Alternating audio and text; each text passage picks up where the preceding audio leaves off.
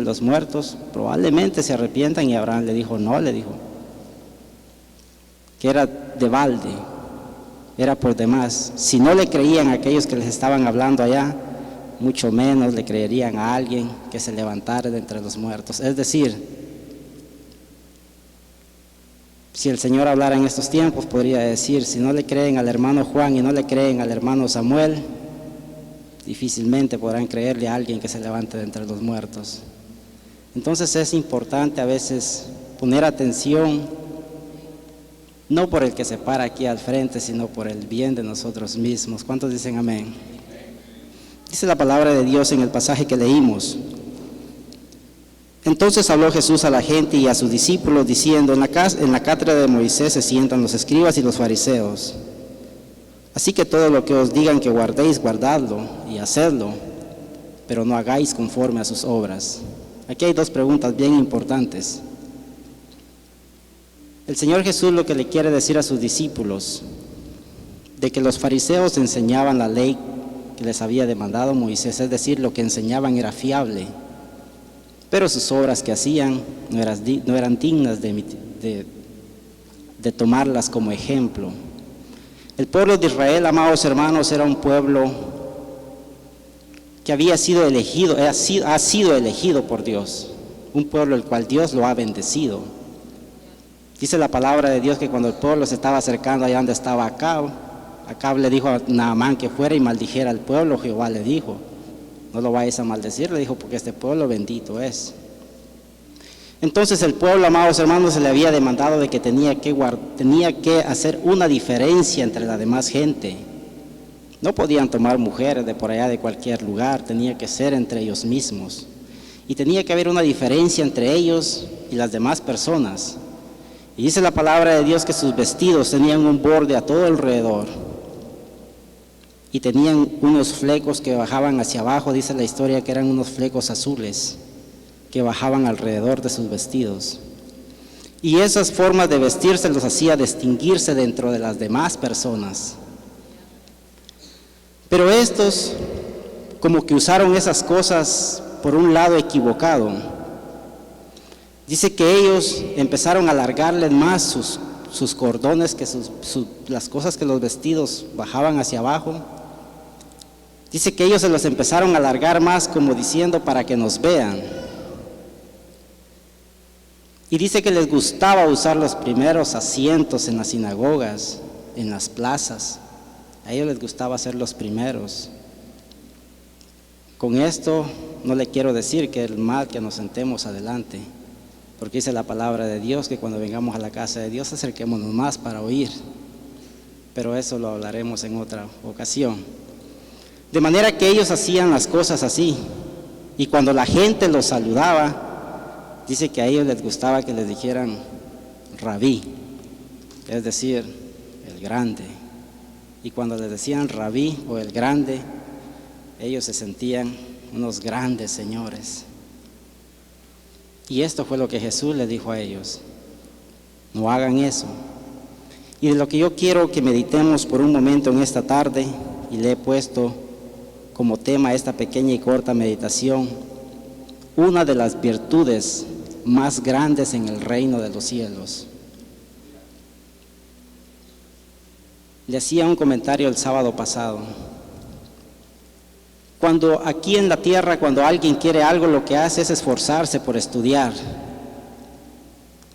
Entre más estudia, entre más se esfuerza, una persona de más alto rango llega a ser. Es decir, entre usted más alcanza a agarrar, una persona de más alto rango es usted. Pero en las cosas espirituales no son así. Las de aquí de la tierra se agarran así, las del cielo se agarran de abajo. Es decir, entre usted más se humilla, más grande puede llegar a ser en el reino de los cielos. Totalmente diferente a lo que es aquí en la tierra. En una ocasión agarraron a mi cuñado, a un esposo y una a mi prima, y se lo llevaron al ejército en Guatemala. Había un señor cerca de la carretera cuando nosotros salíamos que era un general en el ejército. Y tan solamente caía alguien en ese entonces, amados hermanos, y lo primero que se hacía ir a llamar a ese señor. Ese señor salía en la moto y en términos de 30 minutos ya tenía aquel de regreso. Lo iba a sacar de la zona donde estaban los soldados. Cualquier cosa que se necesitaba en la policía, alguien agarraban y lo metían preso, solamente iban con el señor y el señor iba. ¿Cómo le hacía? Quién sabe, pero en términos de 1 hora, si mucho, ya traía a la persona con él. Y había un señor, fíjese, que se pasaba chapeando, arreglando las rondas de los terrenos. En esa iglesia acostumbraban a hacer servicio los días miércoles a las 10 de la mañana en los hogares, incluso en la iglesia donde van mis papás. Mi prima, hermanos, se le metió un espíritu, un demonio, estaban haciendo la reunión y agarró a todas las hermanas que pudo y les dio una arrastrada del pelo.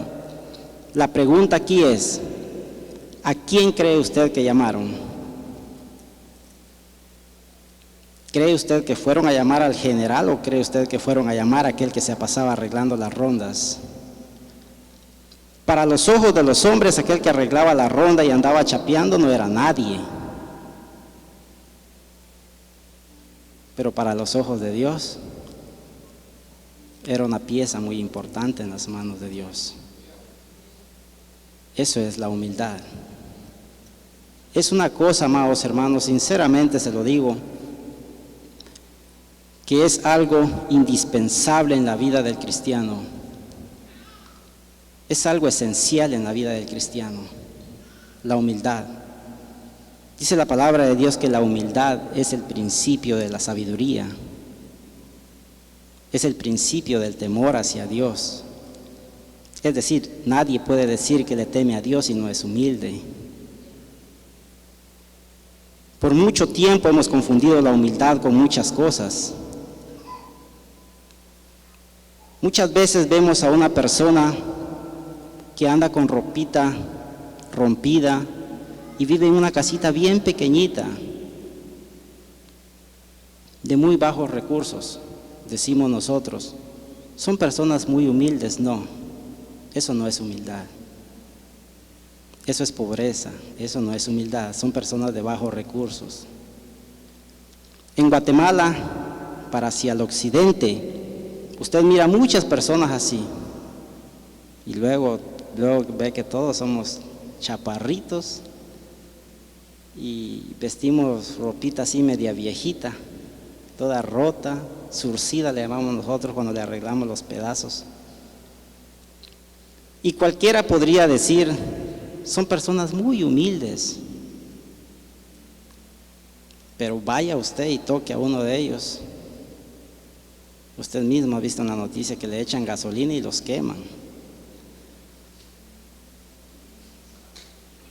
¿Y cómo decimos nosotros?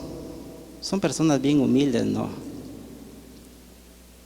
Va usted y toque uno de ellos en los mercados. En los mercados ahí están casi la mayoría porque les gusta mucho el negocio. Va usted y toque uno de ellos. El otro día en mi trabajo me dijo un amigo, ¿tú eres de Guatemala? Le dije, sí. Me dijo, ¿tú no eres de aquellos que queman gente? Le dije, no. No, le dije, yo no quemo gente. Pero muchas veces, ¿verdad que decimos? Son personas muy humildes. Pero eso no se llama humildad. Son personas de bajos recursos, nosotros también. Pero eso no se llama humildad. La humildad, amados hermanos, significa poder tener capacidad de poder dominar esta carne, poder tener capacidad de poder dominar la lengua. ¿Qué pasa muchas veces cuando nos insultan, por ejemplo, y nosotros sabemos de que tenemos la razón? Cuando nosotros sabemos que tenemos la razón y que nosotros no dijimos nada y nos están acusando de algo que supuestamente la gente dice que nosotros lo dijimos, nosotros nos defendemos hasta donde podemos y solo porque no está aquella persona enfrente, sino capaz que la agarramos del pelo porque nosotros según tenemos la razón. Eso no es humildad.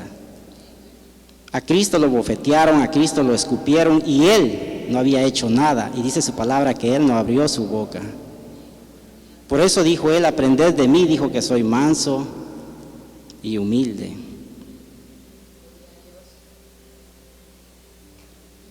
¿Qué hacemos nosotros cuando nos insultan? Si nosotros cuando nos insultan o nos dicen algo que es mentira y nosotros contestamos y nos ponemos a defendernos, eso no es humildad. Humildad es cuando lo acusan a usted de algo y usted sabe que no es cierto y tiene la capacidad para quedarse callado. Eso es humildad. Tener la capacidad de podernos quedar callados cuando sabemos que nos están acusando de algo que es falso. Dice la palabra de Dios que los humildes son aquellos que Jehová escucha. Lo contrario de la humildad es la soberbia. Dice la palabra de Dios que Dios resiste a los soberbios, es decir, un soberbio no puede tener comunión con Dios porque simplemente Dios lo resiste. Es decir, no se puede acercar. Y la soberbia es algo muy peligroso. En una ocasión llegó a predicar un hermano a la iglesia donde me congregaba antes y dejaron a otro hermano para que lo presentara. Pasó el otro hermano, lo presentó. No pasó el predicador, se quedó sentado en su banca. Volteó a ver al pastor y le dijo que el pastor pasara y que él lo presentara. ¿Usted cree que eso es humildad? Eso no es humildad. Si usted se da cuenta, hoy en día parecen predicadores con una computadora en el púlpito. A eso se le llama humildad, eso no es humildad. ¿Se imagina usted si todos nosotros aparecemos con una computadora a la iglesia en lugar de Biblia? ¿Qué ejemplo sería ese? Eso no es humildad. Y es algo que usted y yo lo necesitamos a cada día, porque de eso depende de que Dios nos